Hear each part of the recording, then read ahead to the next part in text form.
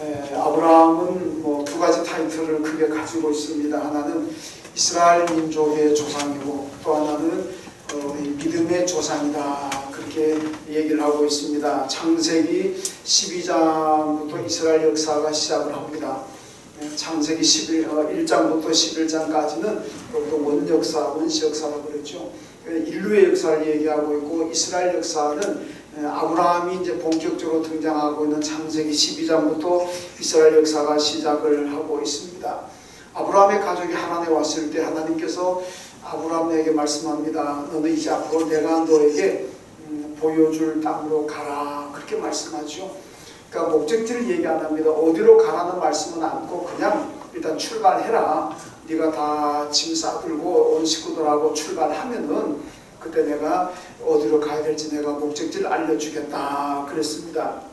그러니까 아브라함은 어디로 가는지도 모르고 그냥 하나님의 말씀만 듣고 그냥 정말 하나님을 출발했습니다. 하나님을 믿고 떠난 거죠. 만약에 믿지 않았다면 하나님께 대한 믿음이 없다면 할 수 없는 일이죠. 어디로 가는지도 모르고 떠난다는 것은 참 힘든 일입니다. 그리고 오늘 본문에 오게 되면 아브라함이 100세의 아들 이삭을 낳았는데 이 이삭을 하나님께서 제물로 내게 바쳐라. 그러니까 아브라함이 그 말씀에 순종하고 제물로 바치는 이야기가 오늘 본문입니다. 그러니까 이런 걸로 보니까 아브라함은 이스라엘 민족의 조상이고 또 자기 아들 100세에 얻은 아들 얼마나 귀하고 사랑스럽겠습니까? 그런 아들을 하나님의 말씀에 대해서 그냥 바칩니다. 정말 보통 사람으로는 도저히 하나님 차라리 나를 죽이십시오. 나를 차라리 데려가시오. 뭐 그러고 아마 버틸 것 같은데 그냥 순종합니다. 이런 모습들이 아브라함의 믿음이고 또 그래서 믿음의 조상이 되었다는 말씀입니다.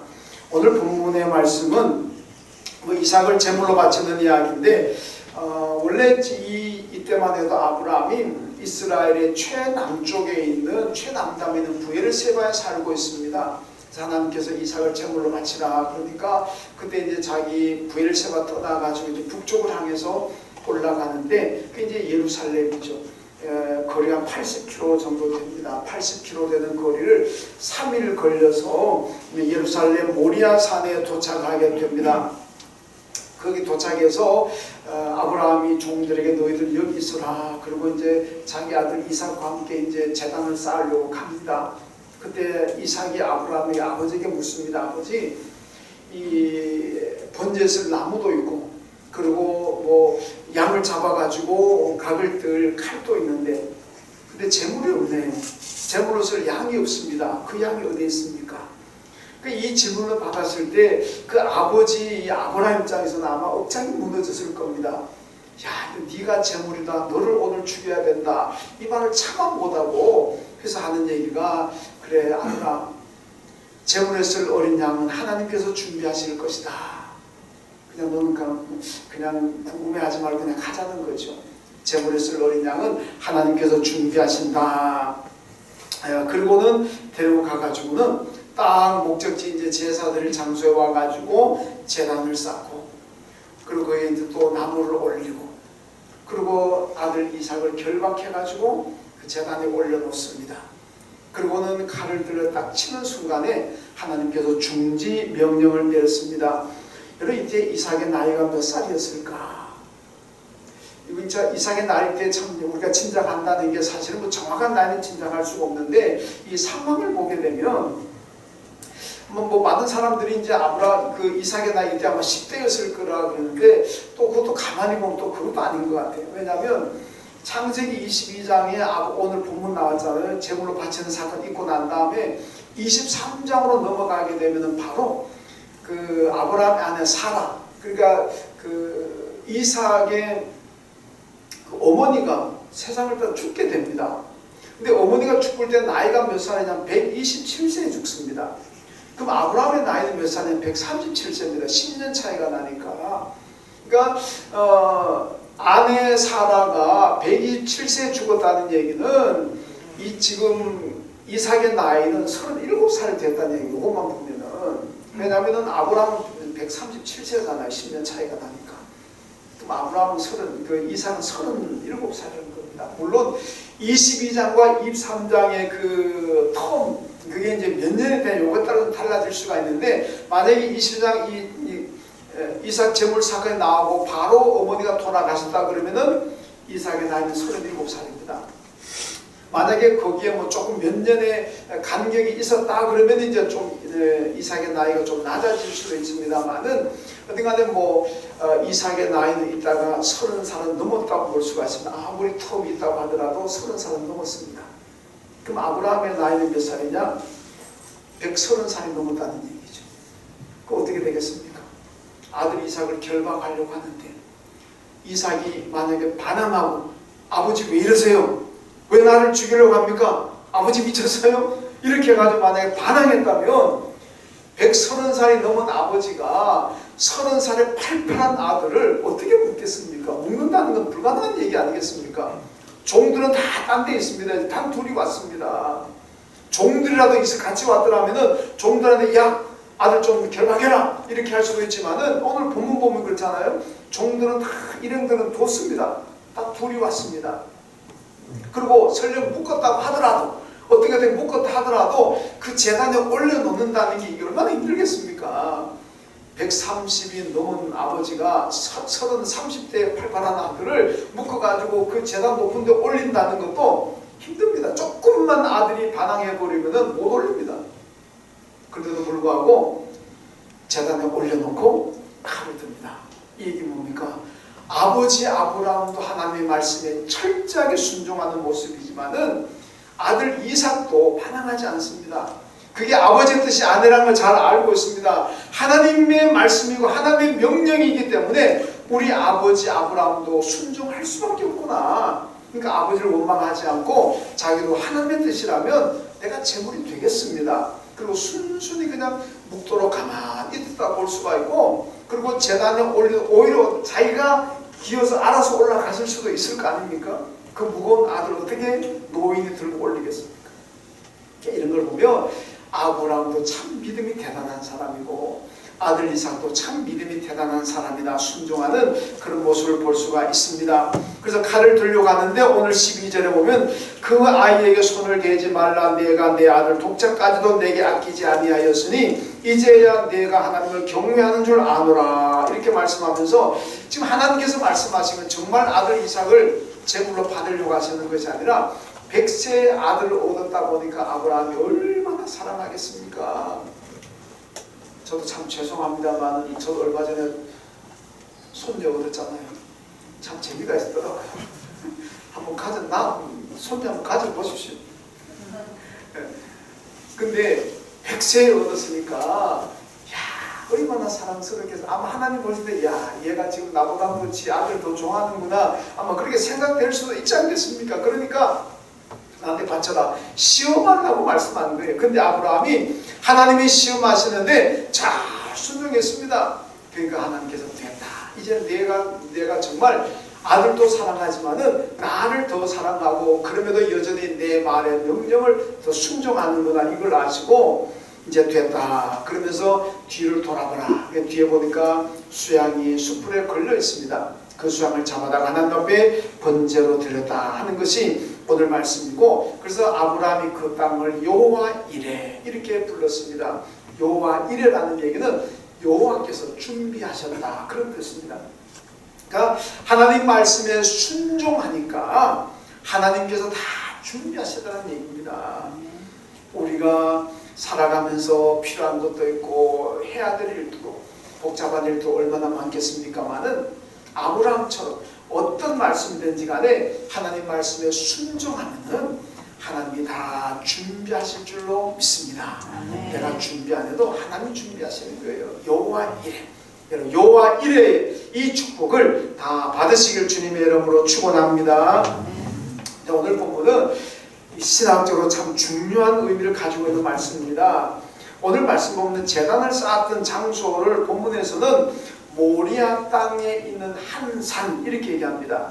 그러니까 모리아 땅에 산들이 여러 개 있는데 그 중에 한 산에서 아브라함이 이삭을 제물로 바치려고 했다는 겁니다. 그럼 정확하게 어느 산인지는 잘 모르잖아요. 근데 역대기하 3장에 오게 되면 역대기 저자가 딱 결론을 내려버립니다.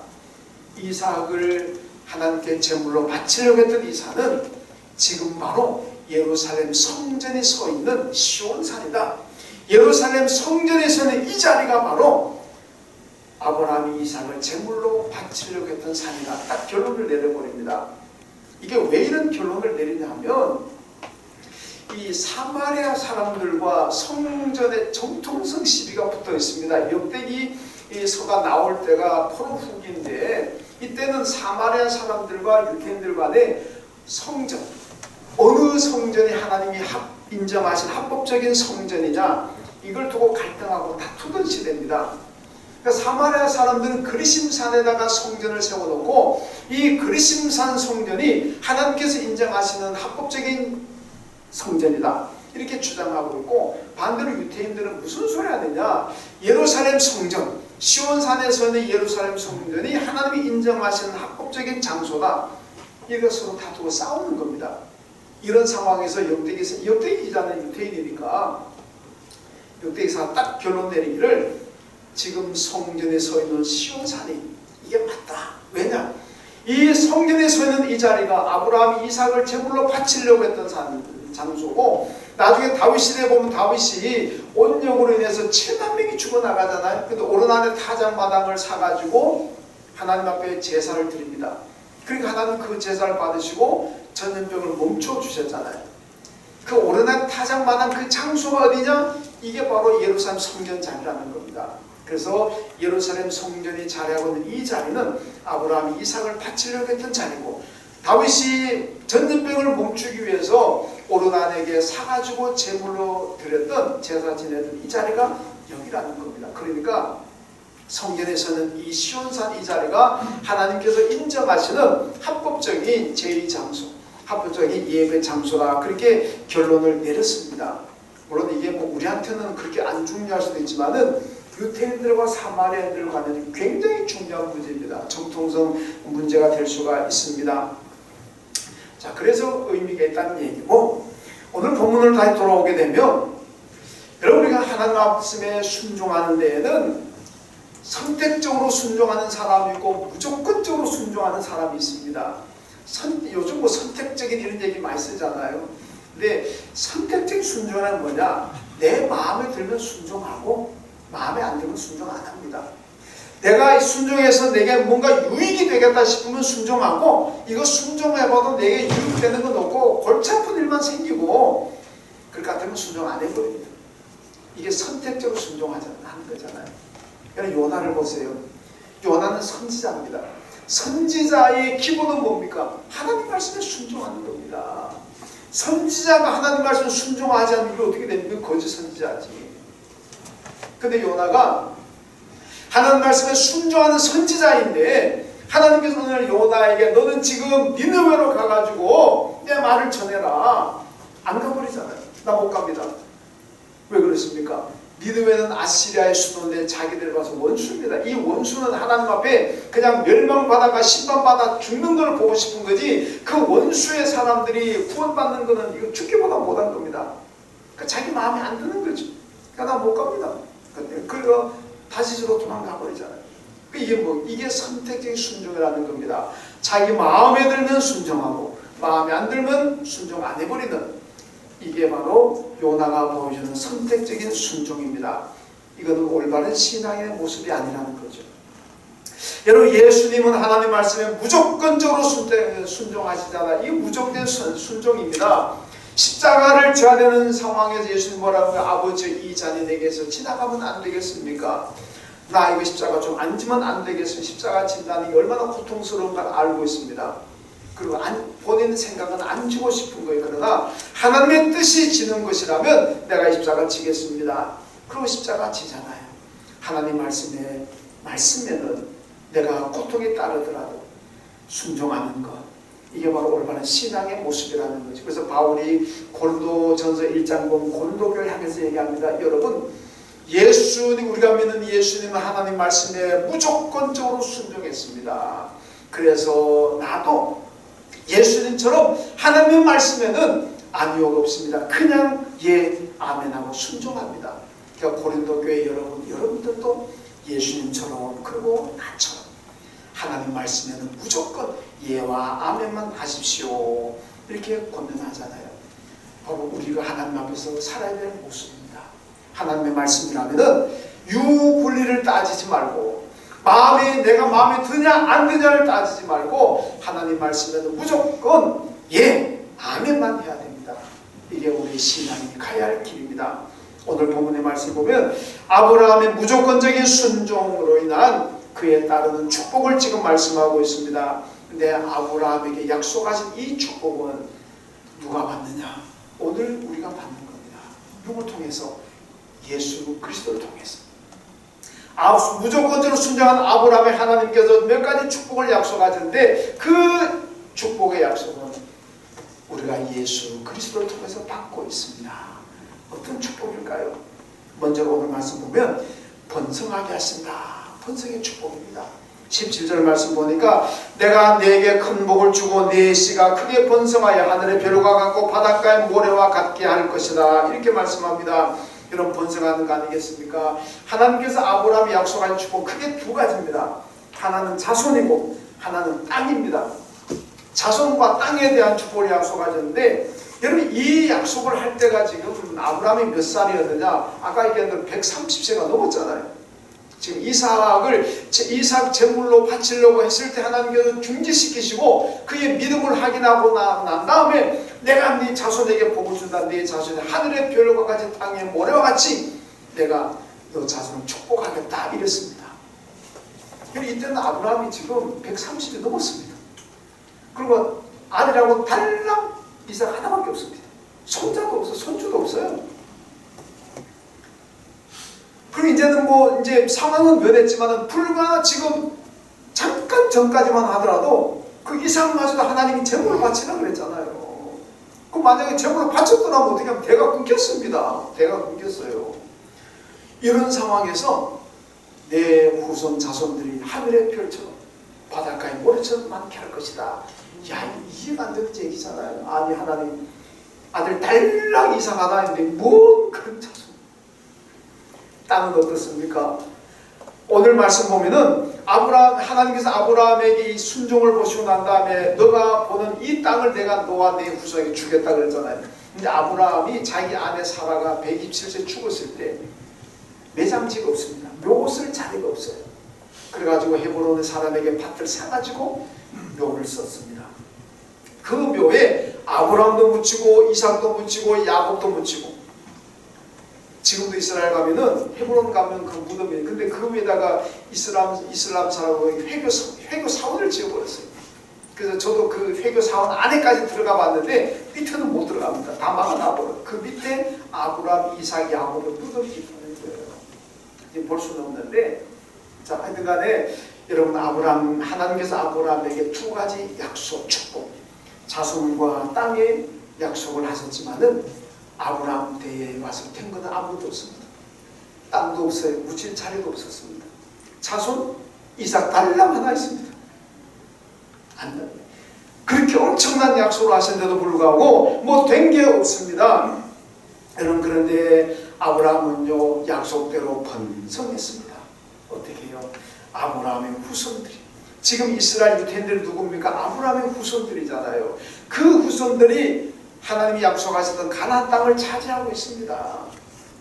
그래서 팔레스타인 사람들이 자꾸 우리 땅이라고 내놓으라 그러는데 유태인들이 뭐라 그러면 무슨 소리 하느냐? 하나님께서 아브라함에게 약속하셨다. 이 땅을 너와 네 후손에게 주시겠다. 하나님이 약속하신 땅에 우리가 살고 있다. 무슨 잔소리가 많으냐? 안 내주잖아요. 팔레스타인 사람들은 자꾸 우리 땅이라 내놔라 그러면 이스라엘 안 줍니다. 그 근거가 뭔지 압니까? 하나님이 아브라함에게 주시겠다고 약속한 땅이라는 겁니다. 그래서 오늘 그들이 거기에 살고 하나님의 약속이 이루어졌잖아요.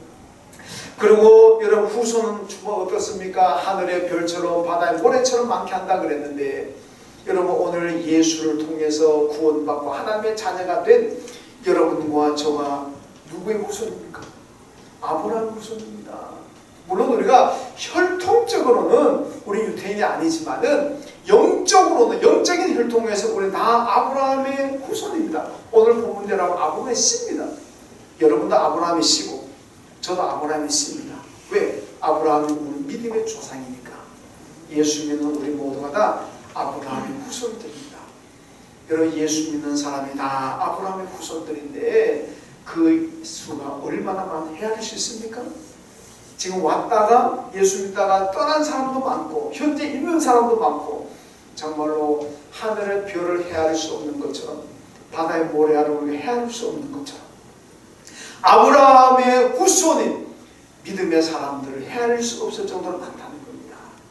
그만큼 하나님께서 번성하겠다고 했는데 번성하게 만드셨습니다.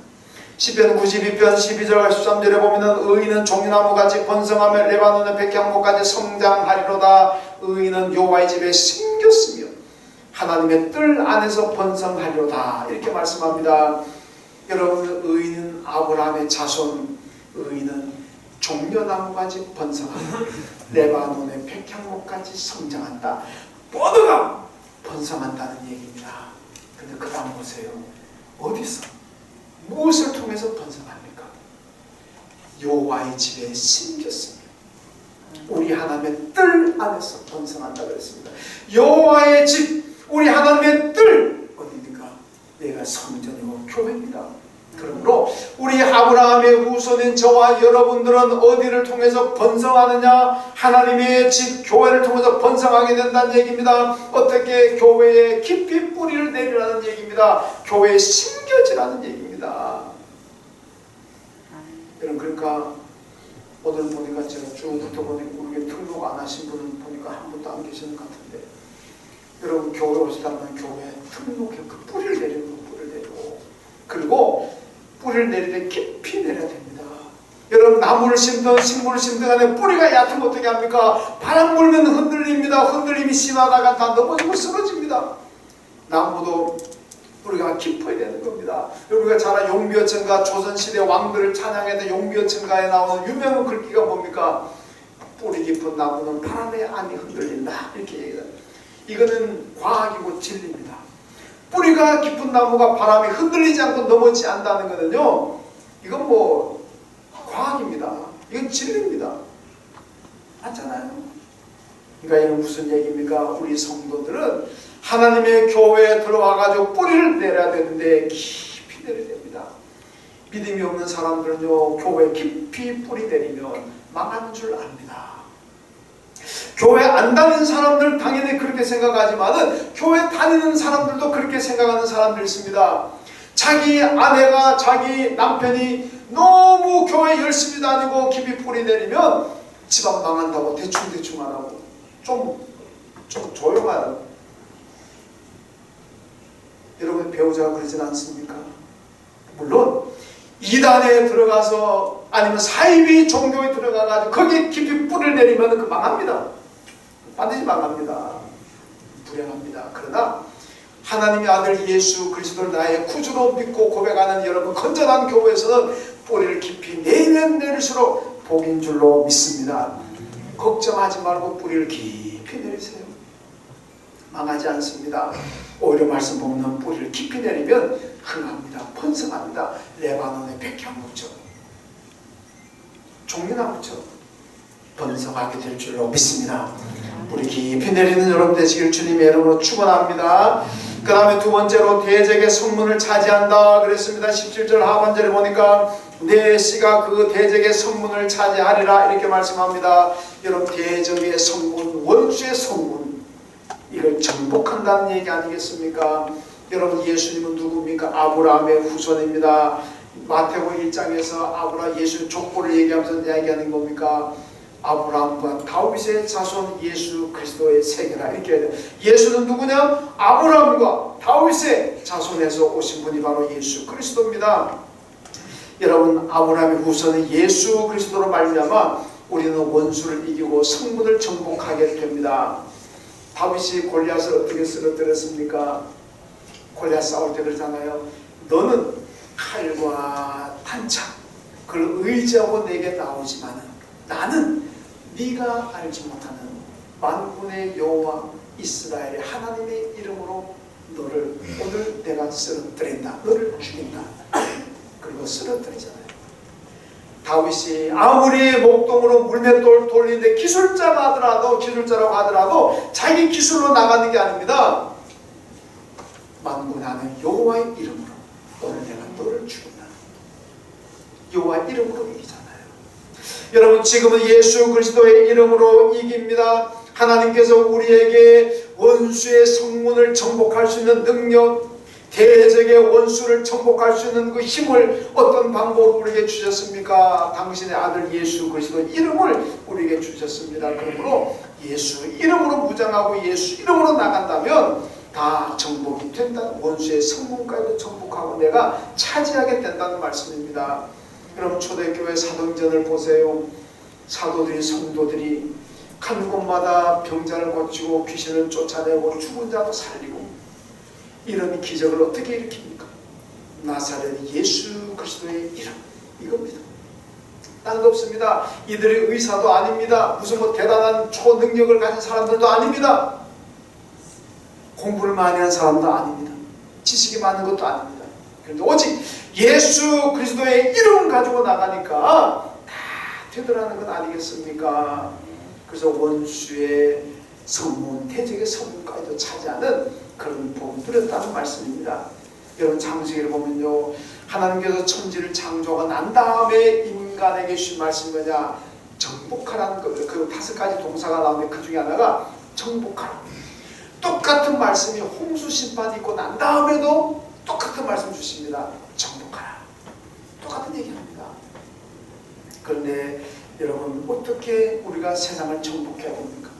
우리는 창세기 그 말씀처럼 오늘도 우리는 이 세상을 정복해야 되는 사명감이 있습니다. 여러분, 정복해야 돼요. 뭘 정복할 겁니까? 중세 십자군들은요, 무력으로 정복하려다가 다 망가지잖아요. 무력으로 정복하는 게 아닙니다. 여러분, 우리는 예수 이름으로 정복하는 거예요. 요한복음 14장 13절 14절에 보면 2번씩이나 주님 말씀하십니다. 내 이름으로 너희가 아버지께 무엇을 구하든지 너희가 다 받을 것이라 그랬습니다. 내 이름으로, 예수 이름으로 무엇이든지 구해라. 다 받을 것이다. 그러니까 여러분, 예수 이름이 얼마나 위대하고 얼마나 능력이고 얼마나 존귀한 이름이겠습니까? 예수 이름이 축복이고 능력입니다. 많이 사랑해야 돼요. 유명한 얘기 있잖아요. 나폴레옹이 그 워털루 전쟁에서 영국의 웰링턴 장군에게 패하고 센테르나 섬으로 유배됩니다.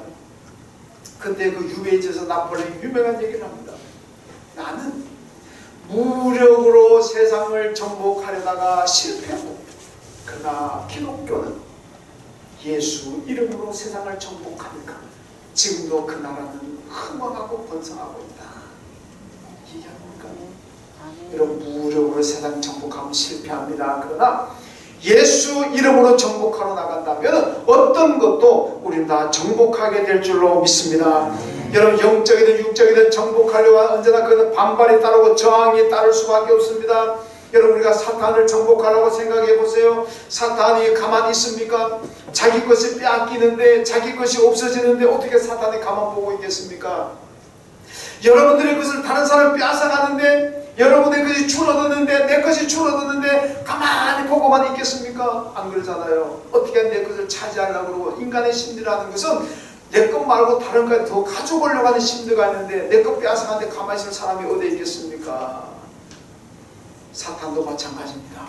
자기 것인데 자기 것을 빼앗아가는데 가만히 있을 사탄의 마귀 새끼가 어디에 있겠습니까? 반박합니다. 그러니까 마귀를 섬기다가 예수 믿고 교회 나오면 사탄이 얼마나 방해합니까? 여러분, 옛날에 귀신 섬기다가 예수 믿으면요, 이 마귀가 계속 괴롭힙니다.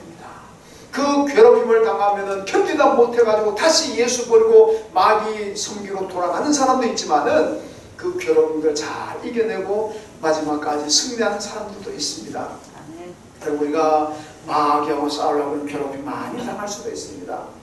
그러나 참고 견디면서 어떻게 예수 그리스도의 이름으로 나가면 다 이기게 될 줄로 믿습니다.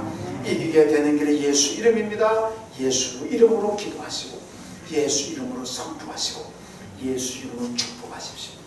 여러분들이 기도하는 대로 될 것이고, 예수 이름으로 선포하는 대로 될 것이고, 예수 이름으로 축복하는 대로 그의 축복이 임할 줄로 믿습니다. 그 다음 세 번째 하나는 아브라함의 씨로 만민이 복을 받는다고 말씀합니다. 18절에 보니까 또 내 씨로 말미암아 천하 만민이 복을 받으리니 이는 내가 나의 말을 준행하였음이니라. 아브라함의 씨가 누굽니까? 오늘 계속 씨가 많이 나오는데 예수 그리스도 아닙니까? 아브라함의 씨로 만민의 복을 받는다. 예수로 말미암아 온 세계 인류가 복을 받는다는 말씀이에요. 로마서 5장 19절에 보니까 한 사람이 순종하지 아니함으로 죄가 세상에 왔고 한 사람이 순종하심으로 말미암아 의가 의이 되었다 이렇게 말씀합니다. 누굴 얘기합니까? 한 사람이 순종하지 아니함으로 죄가 왔다는 건 아담을 얘기합니다. 반대로 한 사람이 순종함으로 의인이 되었다. 의가 왔다는 얘기는 바로 예수 그리스도를 말씀하고 있습니다. 여러분, 아브라함의 신 예수의 십자가 순종으로 천하 만민이 복을 받습니다. 아브라함의 씨 예수가 순종했기 때문에, 십자가에 순종했기 때문에 그 후손들, 오늘 저와 여러분들이 의롭게 되었고 구원을 받은 줄로 믿습니다. 하나님의 축복은 아브라함의 씨인 예수 없이는 불가능합니다. 우리가 구원받는 것도, 하나님의 자녀가 되는 것도, 천국에서 영생을 얻는 것도 여러분 아브라함의 씨 예수가 없이는 불가능합니다. 예수를 통해서 천하 만민이 복을 받는다는 말씀입니다. 여러분, 저와 여러분들도 다 아브라함의 씨입니다. 왜냐? 아브라함은 우리의 믿음의 조상이니까. 씨라고 해서 좀 마음이 좀 기분이 좀 그렇습니까? 전 성경대로 오늘 부분대로 얘기합니다. 오해하지 마세요. 여러분도 아브라함의 씨고 저도 아브라함의 씨입니다. 왜? 아브라함은 우리 믿음의 조상이니까. 창세기 49장 보면 야곱이 마지막 죽기 전에 12아들 다 불러 모아놓고 마지막으로 그들을 위해서 기도합니다. 그리고 그들의 앞날을 예언합니다. 그때 요셉에게 예언하는 게 뭡니까? 요셉은 무성한 가지라 그 가지가 담을 넘었다 이렇게 말씀하죠. 앞으로 장차 요셉과 그 후손들이 하나님의 복을 받아가지고 번성하게 되는데 그 나무에다 비유하고 있습니다. 요셉의 나무는 번성해가지고 가지가 담을 넘었다. 요셉의 후손을 통해서 복을 요셉뿐만 아니라 이웃집까지 다 복을 누리게 된다는 겁니다. 여러분, 요셉이 애굽의 국무총리가 돼가지고 얼마나 많은 사람들이 흉년해서 복을 받았습니까? 애굽 사람들뿐만 아니라 그 주에 있는 모든 나라 사람들이 요셉으로 말미암아 엄청난 복을 받았습니다. 요셉의 가지가 담을 넘었다는 거죠. 아브라함의 씨인 나를 통해서, 아브라함의 씨인 여러분을 통해서 하나님의 축복이, 예수 그리스도의 구원의 축복이 다른 사람들에게도 전해져야 된다는 얘기입니다. 예수 믿고 난 다음에 나와 우리 식구들만 잘 먹고 잘 살자, 그게 아니라 내가 예수 믿고 받은 그 축복, 하나님의 축복이 이웃에게도 전해져야 됩니다. 나무가 가지를 넘어가서 이웃에게도 혜택을 주는 것처럼 우린 그런 삶을 살아야 된다는 겁니다. 여러분, 어떻게 우리가 요셉처럼 가지가 담을 놓고 나를 통해서 다른 사람이 복을 받을 수가 있겠습니까? 여러분, 먼저 진실한 예배자가 되십시오. 이 코로나 가운데, 어려운 가운데서도 여러분 진실된 예배자가 되십시오. 얼렁뚱땅 대충대충 그냥 예배드리려고 그러지 마시고 진실하게 여러분 예배 드리시고, 가능하면 교회 와서 예배 드리십시오. 괜찮습니다. 저 이번 주간에 백신 맞습니다. 괜찮을 겁니다. 여러분도 나온 백신 다 맞으십시오. 그리고 우리 예배 드립시다. 교회 와서 예배 드리기에 뭐가 그리 두렵습니까? 뭐가 그리 불안합니까? 여러분, 그리고 쉬지 않는 기도자들만 이를 통해서 여러분 축복이 다른 사람에게 넘어갑니다. 그리고 말씀의 순종자들, 진실된 예배자와 쉬지 않고 기도하는 분들, 그리고 아브라함처럼 무조건적으로 순종하는 이런 분들을 통해서 하나님의 축복이, 예수의 축복이 다른 사람들에게 다 넘어가게 될 줄로 믿습니다. 아브라함의 씨인 여러분을 통해서 우리 교회가 복을 받고, 여러분의 가정이 복을 받고, 우리 이웃이 성도들의 복을 받게 되는 그런 축복의 삶을 사시기를 주님의 이름으로 축원합니다. 하나님 감사합니다. 우리 모두가 영적으로 아브라함의 씨입니다. 믿음의 조상인 아브라함의 후손들입니다. 요셉의 가지가 담을 넘어서 이웃에게 넘어가는 것처럼 우리 모두가 진실된 예배자가 되게 하시고 쉬지 않고 기도하는 기도의 사람들 되게 하시고 하나님 말씀에 무조건적으로 순종하는 순종의 사람들이 되어서 내가 복을 받고 내가 받은 복이 다른 사람들에게도 전해지는 그러한 믿음의 삶을 살아가는 우리 모두가 다 되게 하여 주옵소서. 예수님의 이름으로 기도하옵나이다. 아멘.